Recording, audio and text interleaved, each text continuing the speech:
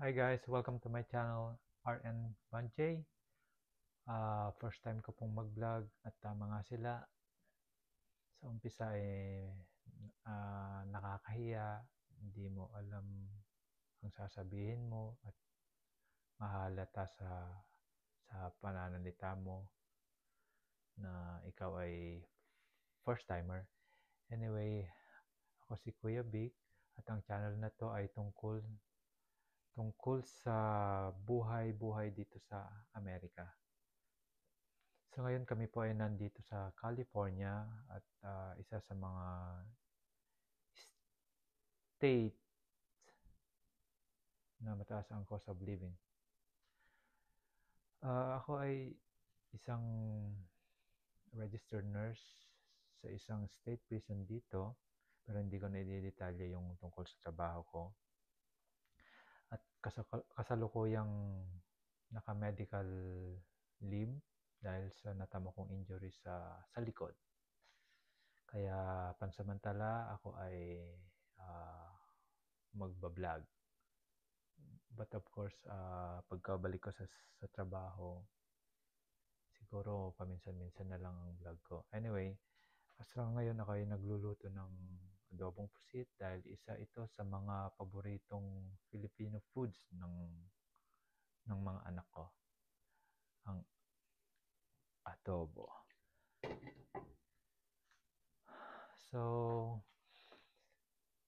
kung may mga katanungan kayo tungkol dito sa buhay-buhay dito sa Amerika at tungkol sa pagiging RN,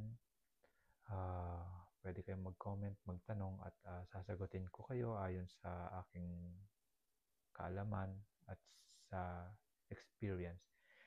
At mamaya after dinner, itutour ko kayo outside ng aming bahay dahil kami ay nag-set up na ng Christmas lights sa labas at yung Christmas tree namin dito sa loob ng bahay. Ang tema ng aming Christmas tree is white and red Christmas.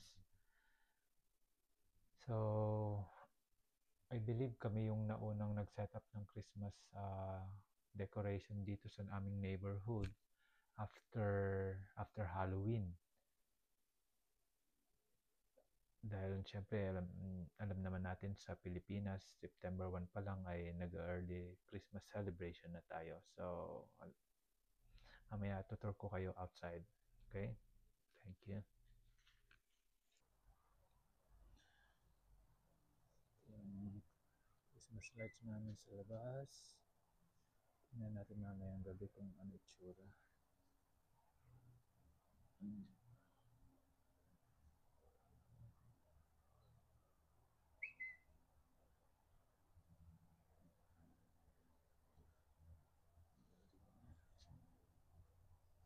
Tsaka dito. Hanggang dun sa may dulo ng bakod. At ito, meron kami isang halaman dito. Sabi ay isang klase ng lemon. Pero ang tawag sa kanya ay Buddha. Yan, kakaiba, di ba?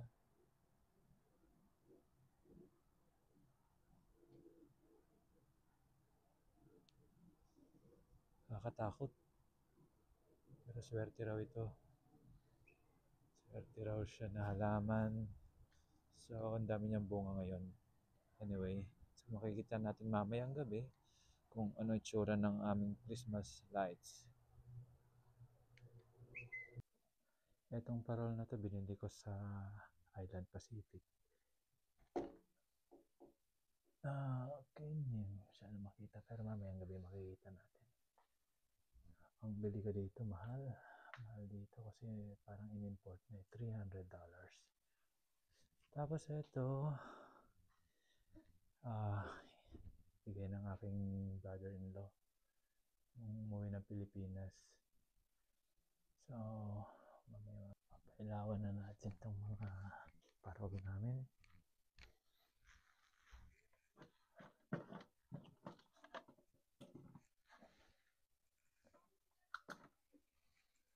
Yan siya.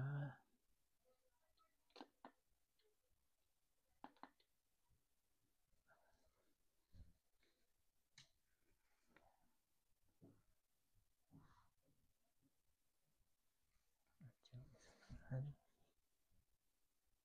Ayusin lang natin.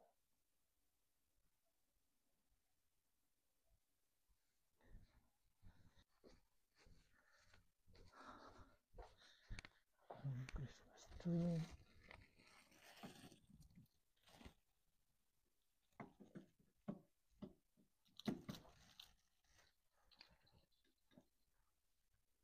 Channel. Pinagyan natin yung ilaw.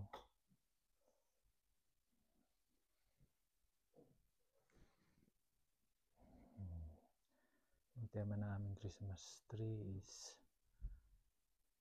white and red Christmas. Doon naman tayo sa labas para ilawin yung mga ito mga solar power na tong mga to. There you go.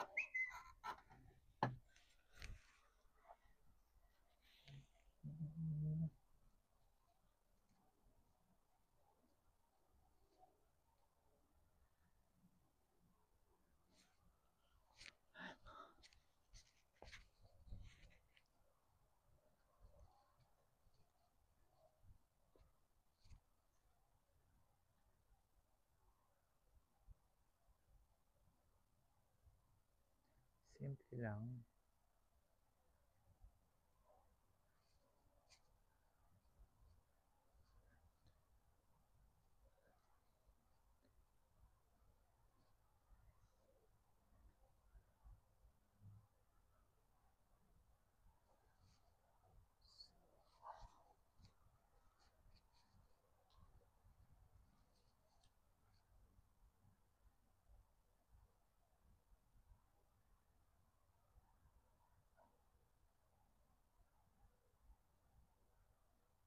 Ganda talaga ng parol na nabili ko sa Island Pacific. Kahit mahal talagang binili ko siya kasi alam ko maganda. So ito po mga ka-channel ng aming Christmas light decors outside the house.